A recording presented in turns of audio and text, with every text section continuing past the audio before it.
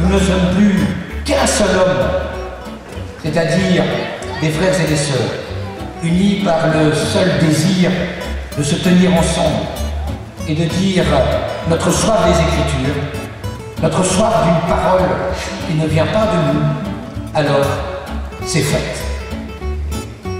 C'est fait. Non pas tant celle que nous avons organisée, peut-être un peu quand même aujourd'hui, et aussi cette fête à laquelle Dieu nous invite. Dieu nous attend avec une réserve inépuisable de grâce et d'amour.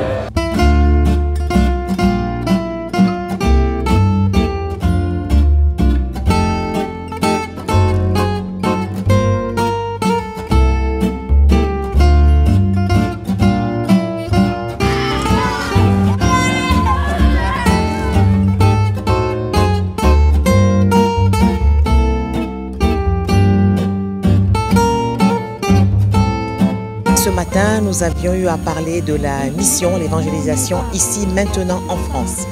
Là, actuellement, nous parlons, j'ai invité un certain nombre de personnes ou de pasteurs pour pouvoir témoigner des expériences qui se vivent dans leur paroisse, de pouvoir échanger pour que les autres paroisses puissent écouter et prendre des exemples et pouvoir les adapter dans leur paroisse. En réalité, on ne se rend pas compte que la Bible nous parle encore aujourd'hui de la vie.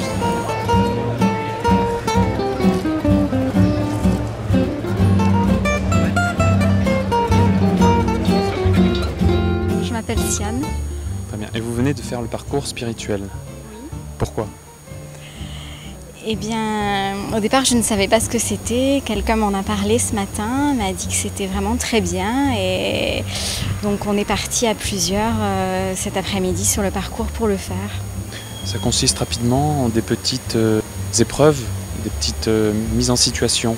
Oui, je dirais peut-être pas des épreuves, je dirais oui, des mises en situation, des dialogues avec Dieu par rapport à notre vie, des moments privilégiés qu'on passe avec lui.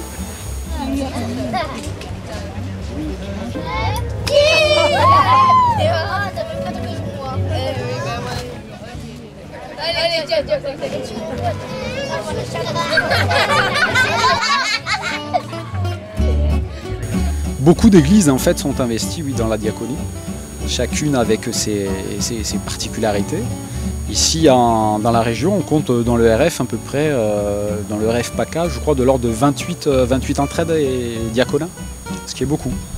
Voilà, engagés principalement, surtout l'hiver, dans les distributions caritatives, les opérations de vestiaires, les maraudes aussi, auprès des plus démunis. Alors tout le monde peut rejoindre une entraide de paroisse, voilà, et pour investir ça et trouver un sens aussi à son engagement spirituel dans l'action auprès de son prochain, dans la vie de tous les jours.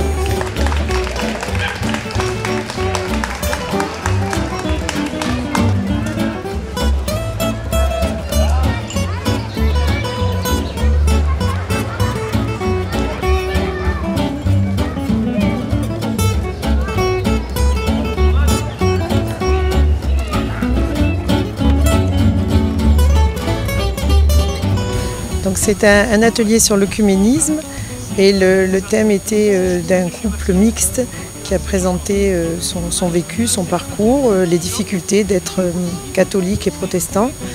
Et donc actuellement il y a des témoignages sur les différentes personnes qui donnent des avis sur ce que ça signifie pour eux cette différence. Voilà, principalement. Donc c'est vrai qu'il y a des avis un petit peu contradictoires. Mais il y a beaucoup de mixité en fait. Un débat animé. Oui, animé, mais sans animosité. Je m'occupe aujourd'hui dans ce rassemblement régional du Carrefour sur la catéchèse où j'ai présenté les Kamishibai produits par les éditions Passiflore. Les Kamishibai, c'est un nom japonais qui veut dire théâtre de papier, comme vous le voyez. C'est un petit théâtre en bois posé sur une table et dedans des feuilles de papier permettent de raconter une histoire. Et nous éditons des Kamishibai bibliques.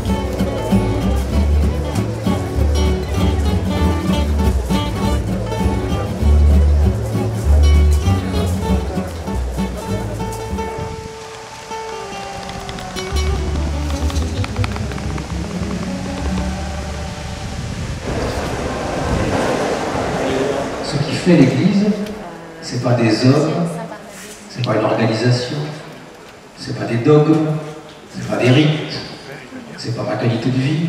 Ce qui fait l'Église, c'est là où la parole de Dieu est annoncée et obéie, autrement dit, reçue, écoutée et vécue.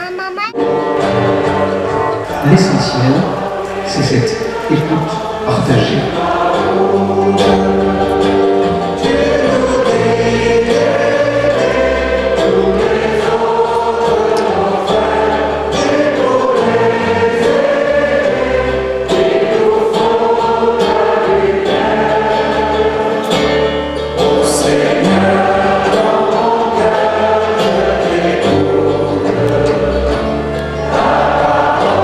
Ce temps de culte soit pour nous un temps de halte et de silence. Dans cette histoire, c'est que dans une période où la parole de Dieu était rare, silencieuse, oubliée, un témoin de Dieu s'est levé. Ça, oui, ça m'intéresse. Comment être témoin de la parole de Dieu quand cette parole est rare? Comment être témoin de l'Évangile quand l'Évangile est tellement dispersé, disséminé, méconnu, qu'il en devient inconnu, imperceptible? Cette question, c'est la question de tout pasteur, de tout prédicateur, de tout catéchète, de toute monitrice d'école biblique, de tout conseil presbytéral, de toute personne qui a une responsabilité dans l'Église. Et un jour, c'est la question de tout chrétien. Comment être témoin? Comment être témoin de l'Évangile?